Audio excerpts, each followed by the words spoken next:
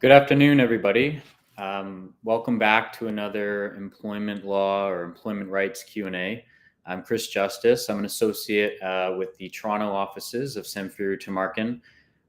As many of you may know, I've been doing this for a little bit now, and so I'm of course here today, like every time I'm here, to hopefully answer as many questions from as many of you as I can. So do get your questions in. Anything employment law related, as always, I'll do my best to answer them. And potentially, if I need more information, perhaps we can connect after today's session.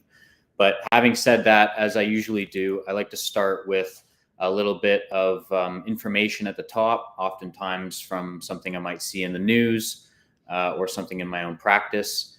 Today, I wanted to start by talking about the suggestion from many economists that there's a recession coming, that the economy will be hit hard, and that as a result, of course, there's going to be potentially many layoffs and many terminations. And I wanted to use this as an opportunity to sort of explain what a recession might mean in terms of someone's rights to severance pay.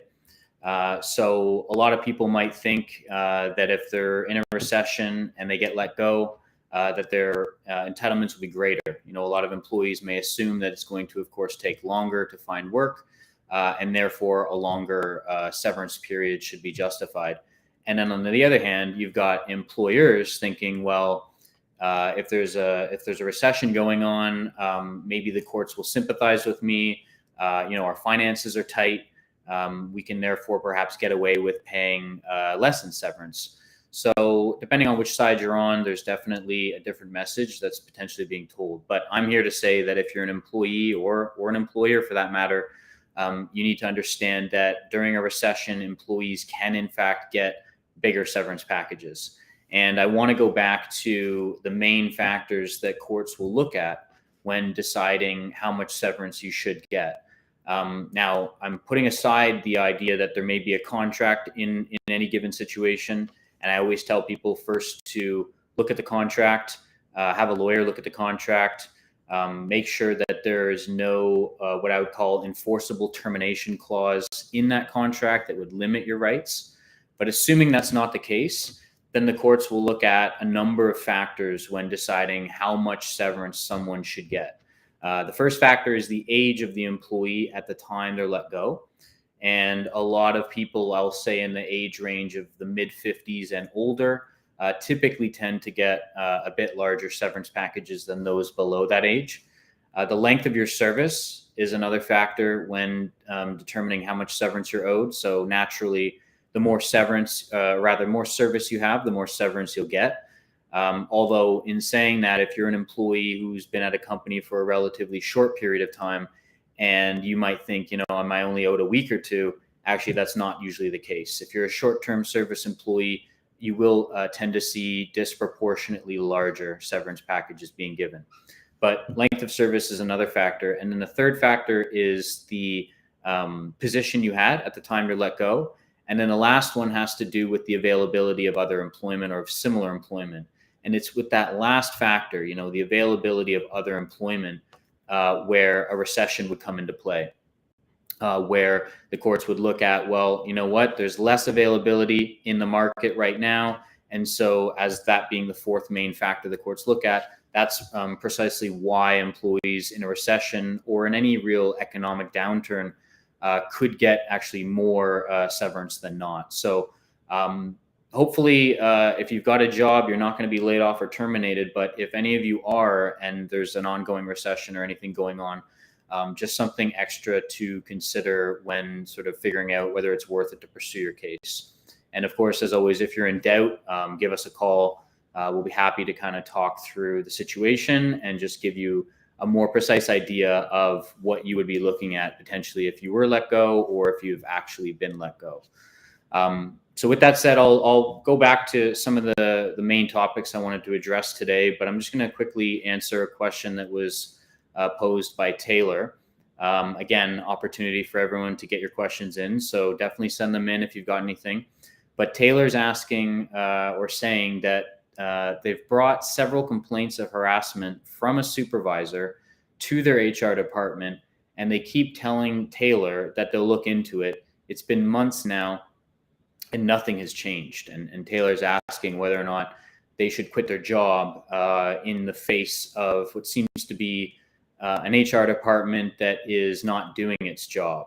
So first of all, Taylor, and this goes for anyone, before you quit your job, before you put anything in writing that says you're resigning, before you even have a phone call or a discussion with somebody that is to the effect of you saying you're going to quit, don't do that. First, call a lawyer, call us, because anything you say, even if you think you're being pushed out of the job and it's not really a resignation, anything you say or do could be, of course, held against you. So you want to make sure before you make any of those types of communications, you consult with a lawyer. Having said that, Taylor, as I said, it seems like the HR department's not doing its job. And assuming that the complaints of harassment are with merit and legitimate, and your company is not doing its job, it's brushing it under the rug, it's not really doing what it's supposed to be doing, which is to make the work environment a healthy, safe environment, then over time, of course, that environment is likely to get more and more toxic. And it seems like that may be reason why you're deciding to quit, because you've reached a point now where you just feel as though you can't take it anymore. And, like I say, you've reached your breaking point. So that can definitely be a scenario that pans out. In my experience, far too often it does. And that could also be considered what's known as a constructive dismissal. If you're an employee and you're in a toxic work environment and you're thinking of quitting and you're essentially almost being forced to leave, that is usually what's known as a constructive dismissal. And you don't have to stand for that. And in a lot of cases, you absolutely can get out of that situation and leave and assert the same rights that someone who was terminated would assert, which is I'm owed severance. And even on top of that, Taylor, if you can prove that your company failed in addressing a legitimate harassment complaint, not only would you be awarded severance as a result of your constructive dismissal, but you'll also potentially be awarded additional damages due to the company's bad faith in failing to uphold its obligation, which I mentioned is to keep the workplace healthy and safe for everyone in there. And, usually there should be an investigation done following complaints of harassment. There should be some sort of record made. There should be ultimately an outcome that's reached, and there should be a basis for why they reached the outcome. It could even be possible that they do an investigation, but the investigation they do is so faulty and deficient that it is also, exposed to being viewed as being done in bad faith. So even when that happens, there's no guarantee that the company actually did what it was supposed to do. So again, Taylor, just to summarize, I think you should give us a call. We'll talk you through the steps needed in terms of how to address that situation. If you need to quit as a result of this constructive dismissal, and sort of what your options look like. But really, that goes for anyone in those situations. But thank you for the question. I've got another question in from Keith Smith on YouTube. And Keith is just asking whether or not you can recover legal fees, attorney fees, in an arbitration case. So Keith, what I can say is that when you mention the phrase arbitration, what you might mean is in the context of a union. We as a firm don't generally represent unionized employees. So whether or not a unionized employee would be entitled to legal fees or attorney fees, I would leave that up to either the union representative or perhaps the collective bargaining agreement that might apply in your case. And that should set out information regarding what happens when a grievance is brought by an employee, what happens when there's success there. So I would, first instance, look at the collective bargaining agreement if you're unionized, and otherwise refer to your local union rep to answer that question. In the non-unionized context, Keith, you absolutely can recover some of your legal fees in a legal matter.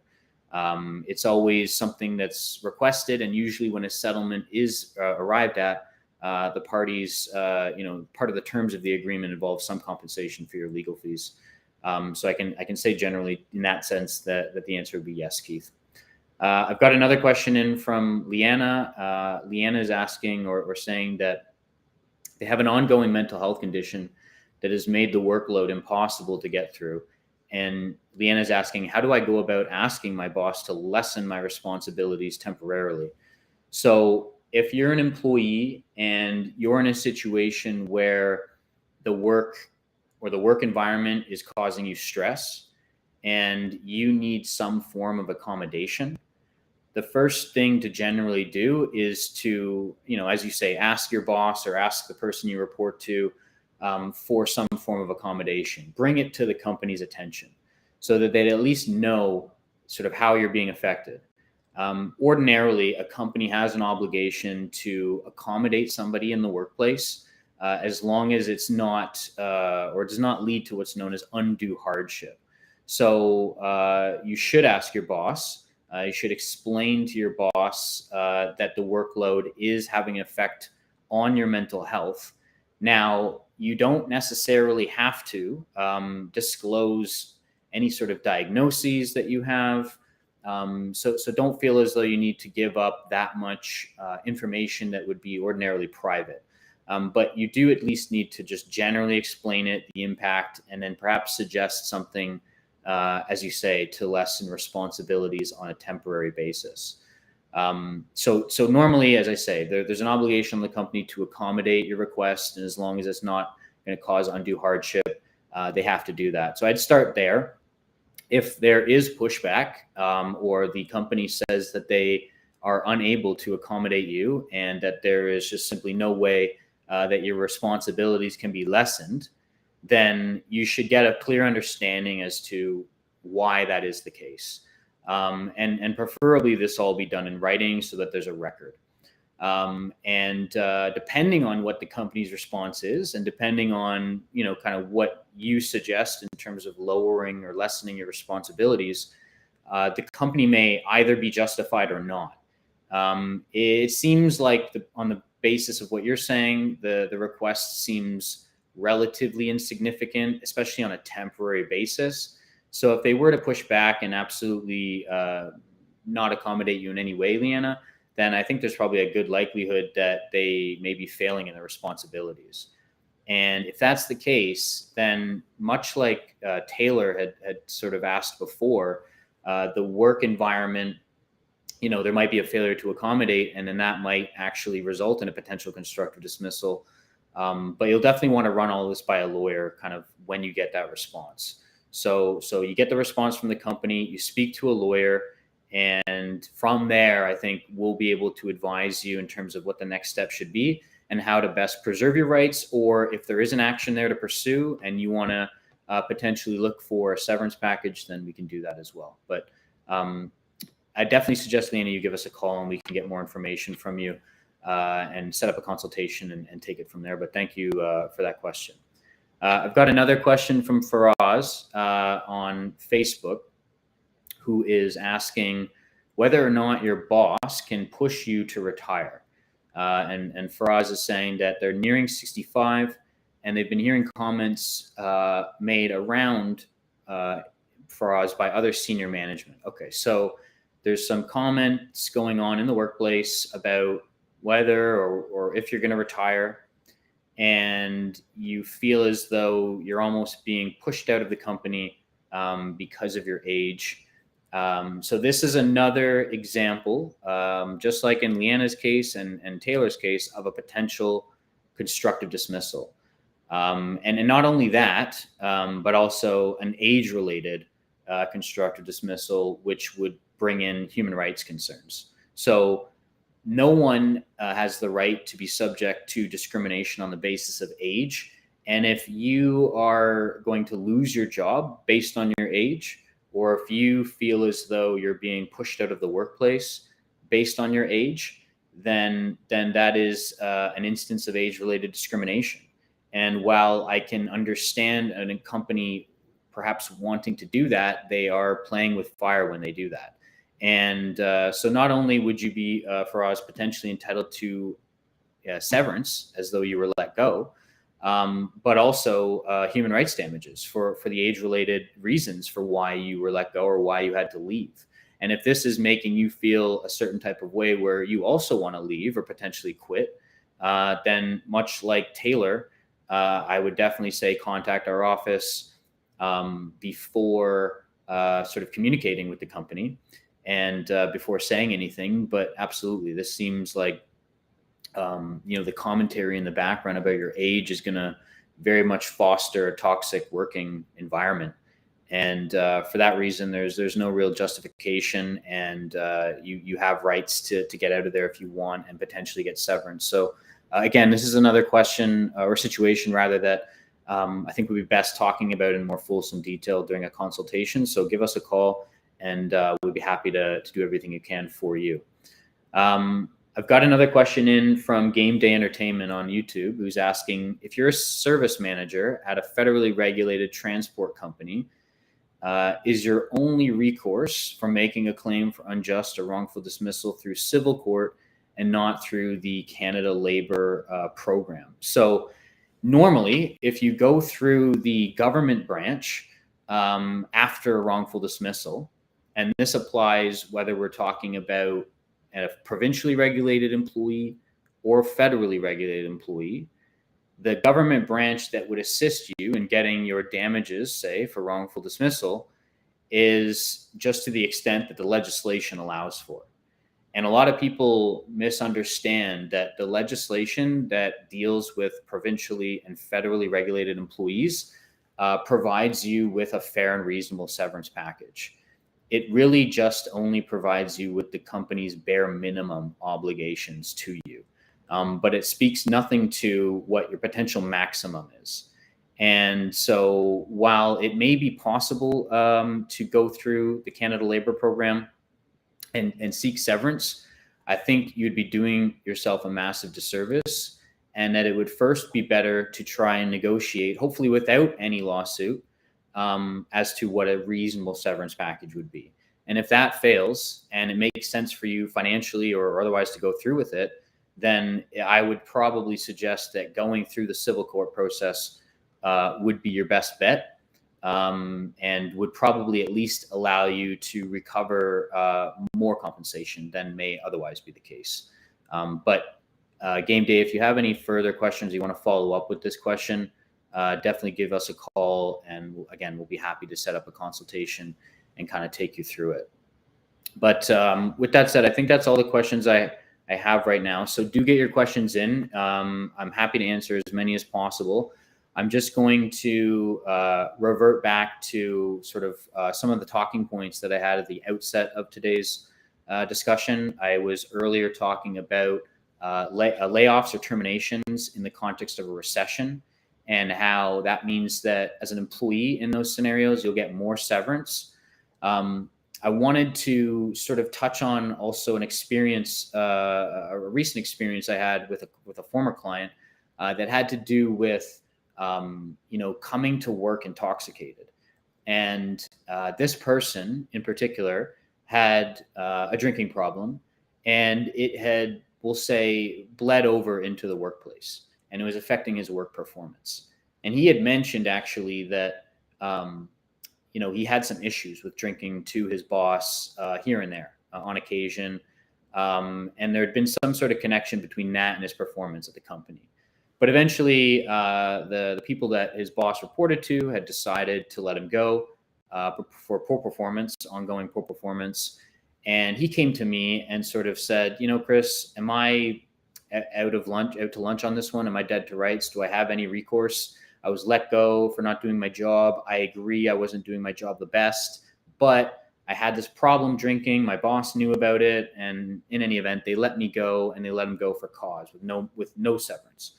And so I can understand why an employer would do that. But the problem in this situation was that the boss knew about the problem that he had with drinking. The boss knew that it kind of was affecting his work, and it was not communicated to the higher ups. But the company ought to have known. The boss should have told the higher ups. And what they did is they kind of rushed to it. They jumped the gun a bit. They let him go without really looking into that. And actually what ended up happening is I was able to get him a decent severance package because the company should have investigated the situation with him a little bit clearer. And actually by kind of jumping the gun, arguably discriminated against him based on a disability, an addiction.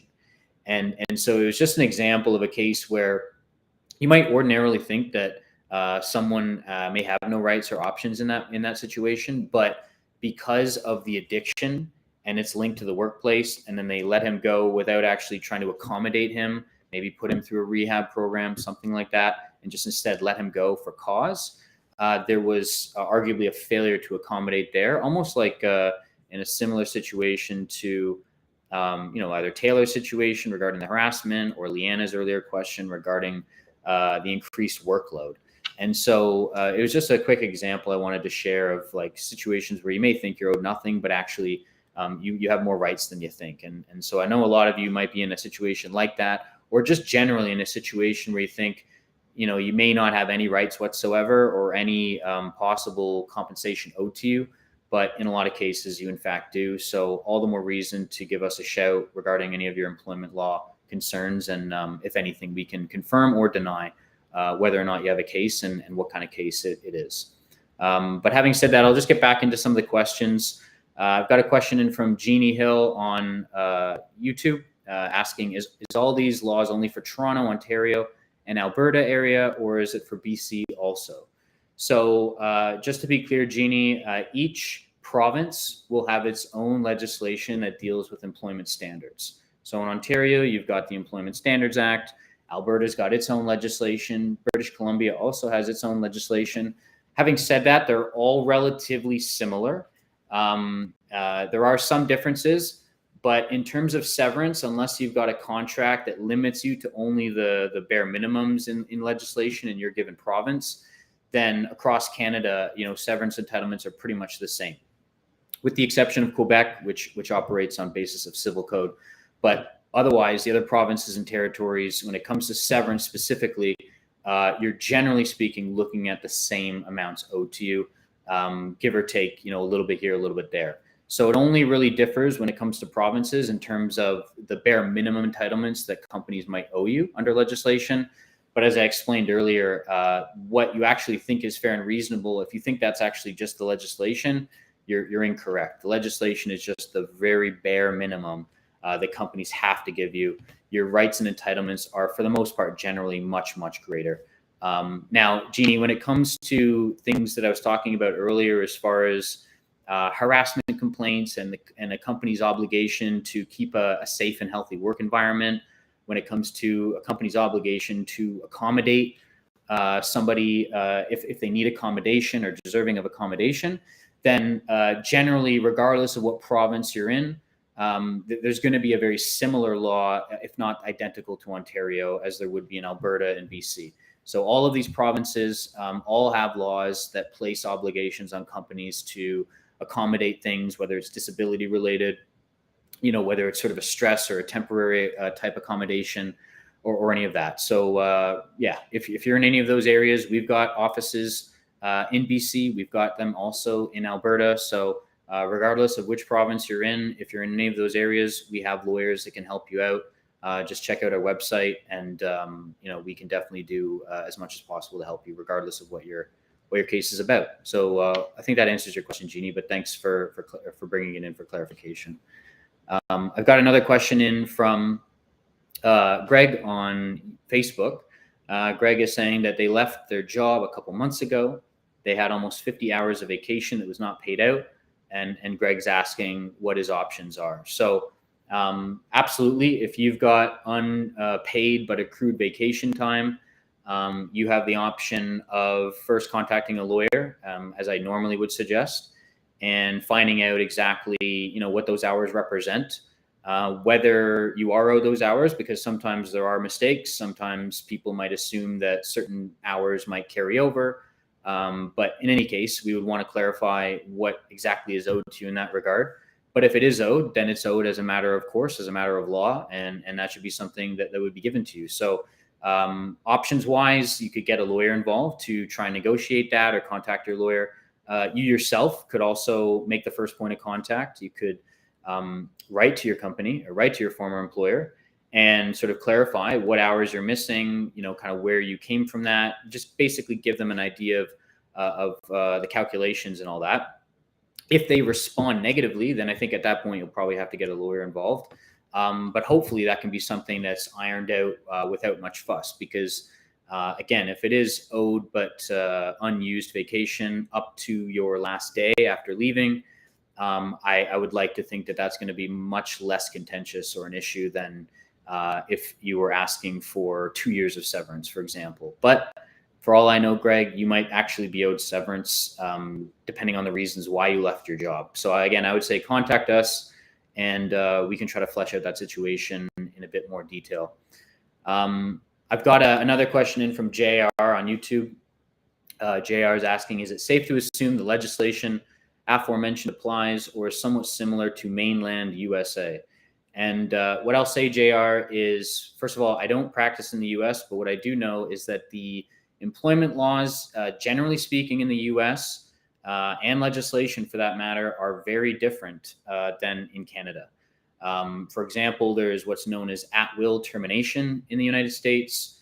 And actually, any time that I'm involved with US counsel on any file who are dealing with me on a Canadian matter, for the most part, they're almost always shocked at how much more favorable the law is when it comes to employment rights in Canada versus the US. So anything that I've said today definitely does not apply to the US. That is going to be a very different set of laws, and that'll just also depend on the state itself. So yes, it's safe to assume that the legislation I mentioned actually is not similar to the US. So don't misinterpret it in that sense. I've got another question in from Jake on YouTube. Jake is saying WCB, which I think he means Workers' Comp Board, injured employee can be terminated by the employer. Jake, you're going to have to just clarify that a bit more for me. I'm not sure what exactly you're talking about. If you're saying you are an injured employee, let's say as a result of performing your job in the workplace, you become injured. You're off on like a disability leave, an injury leave. Maybe you've got a return to work date plan. Maybe you're hoping to come back soon.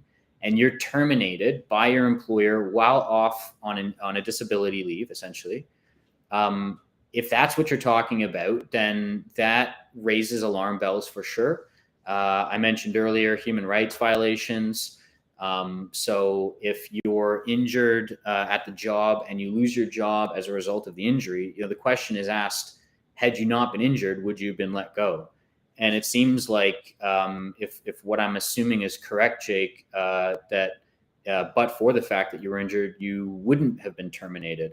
So if you're an employee, and this is just generally speaking, and you have been let go while you're on a maternity leave, while you're on a disability leave, it could be a whole host of different leaves. If you've been let go while on a leave, there is a very good chance that that leave had some role to play in why you were let go. Not 100%, but it immediately raises alarm bells and would make me think that there's at least a very good chance that you were essentially let go for being injured, for having a disability. And that is not okay. That results in you getting severance, as any terminated employee would get. But it also results in you getting human rights damages for the fact, as long as you can prove it, that even 1% of the reason why you were let go had to do with you being on a disability leave or you being injured. So again, if I'm correct on any of this, Jake, and you're in a situation where you're either being threatened that you're going to be terminated or you have been terminated, definitely give us a call. There is one thing I will say before we leave today, is that it's possible in some situations, if you've been injured and you've been off work for several years and there is no hope of return for you at that point, that your employer may have the ability to let you go under what's called frustration of contract. And that would still mean that you can get severance. It just may mean that you're not going to get as much. But if you're instead someone who was just recently injured or expected to come back in the not so distant future, and you've been let go, then definitely there are concerns there. And I think in either case, Jake, it'd be good if you could call us, give us some more information, and again, we'll be happy to do everything we can. But thanks again, everyone, as we say, for joining us. Definitely tune in next time. We've got Q&As going on all the time, so any questions you have, anyone at our offices, whoever's doing the QA, we're happy to answer it. And when I'm back, I will do, as always, my best to answer as many questions. But thanks again. Do enjoy the rest of your day, and absolutely take care. Bye for now.